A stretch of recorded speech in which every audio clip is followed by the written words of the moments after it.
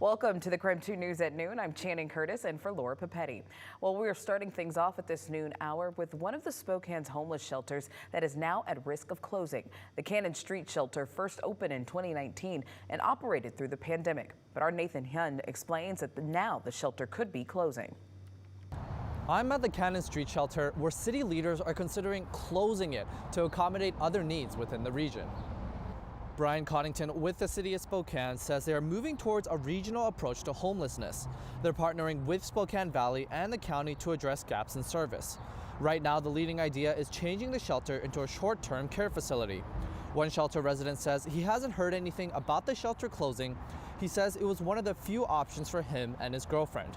No, if you're a couple, if you're single, I mean, Union Gospel Mission only gives you 90 days. These guys give you for however long. The Salvation Army took over shelter operations late last year, and on Monday, the city heard a request to amend their contract to end on May 31st and give the organization money to operate until then. If the shelter does close, 80 beds would move to the Trent shelter on the opposite side of town. In Spokane, Nathan Hyun, KREM 2 News. All right, it is just about 12:02 right now.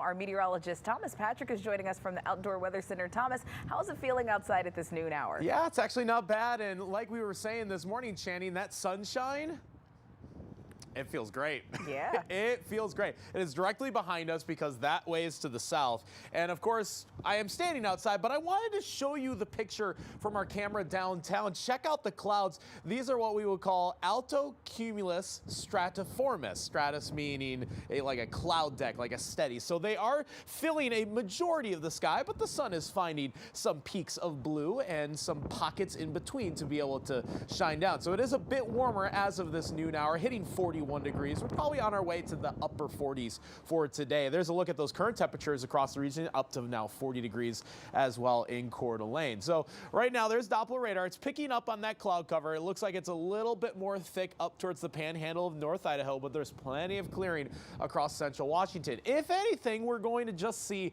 mountain snow showers across North Idaho or just north central Idaho for today. And what is going to be fairly nice finish to our week. So we hit 50 degrees with rainfall back on Monday, but we're aiming for several 50-degree days in our upcoming forecast. So we'll show you not only this weekend, but of course for St. Patrick's Day this upcoming Friday.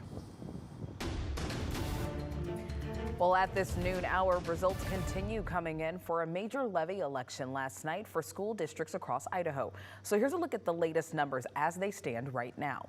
The Coeur d'Alene School District supplemental levy is failing, with 51% of voters saying that they are against the levy. 48% say they are in favor. Now, that levy funded teacher salaries and extracurricular activities. Now, the second levy on the ballot would improve safety and maintenance at Coeur d'Alene schools.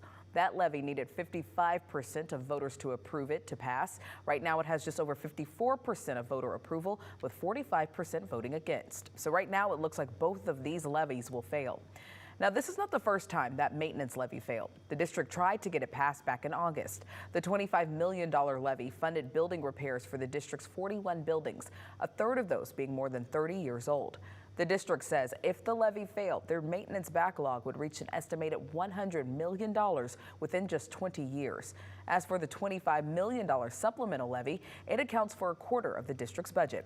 According to our news partners at the Coeur d'Alene Press, voters have supported the supplemental levy since 1986. It concerns me that I see so many people thinking it's not a good idea to vote yes or even vote at all. Now, back in January, the district told us there would be some drastic cuts like staff and athletic activities if the supplemental levy did not pass. The district superintendent says they have relied on voter support to fill the gap between state funding and the community's expectations. Now, taking a look at the other levy results from last night, the $6 million levy for the Post Falls School District is currently passing with 61% of voters in favor, 38% against. Next up is the Lakeland School District. It's also hoping to pass two levies. Right now, the vote for their supplemental levy is not passing, with 52% of voters against, 42% in favor. And for Lakeland's school plant and facility levy, the vote is sitting at 49% in favor and 50% against. And finally, the Kootenai Joint School District is also looking to pass a supplemental levy. Looks like this levy will pass with 56% in favor, 43% against. Voter turnout for this election was just over 27%. Now taking a look at news across the Northwest, burnout and turnover is hitting the education industry hard, especially here in Washington State. An analysis of Washington State data from the Calder Center found that more teachers left the classroom in the last school year than at any other point in the last 3 decades, with a turnover rate of nearly 20% in 2022. The Office of the Superintendent of Public Instruction says in a typical year, Washington State sees about 7% teacher turnover. Teacher attrition was actually down in the first year of the pandemic before spiking the following 2 years. They are piling things onto teachers to the point where the teachers are breaking. And it's just incredibly hard to watch. And I finally decided last year, I can't do that anymore. We even spoke to a few teachers who resigned in the past 2 years. They say the pandemic caused issues never seen before, like experiencing burnout. And some of them left teaching after finding that their skills were sought after by other industries.